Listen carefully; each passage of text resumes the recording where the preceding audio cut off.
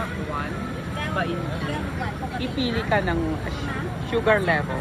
So, ibig sabihin, kapag itong 0, natural na lasa ng pakwan.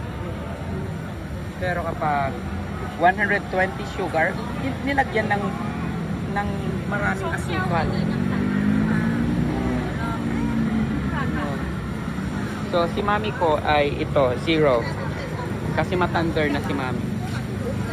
Yan, yung mga apo ko, 2. Tsaka, yun sila. Pakwan. Ang ganda ring business yan mga bel, no? O, diba ang cute nila, oh. My family in Thailand. May 2 apo, may pamangkin, and may nanay. Ito ay palengke ng Don Muang. Napakaluwang.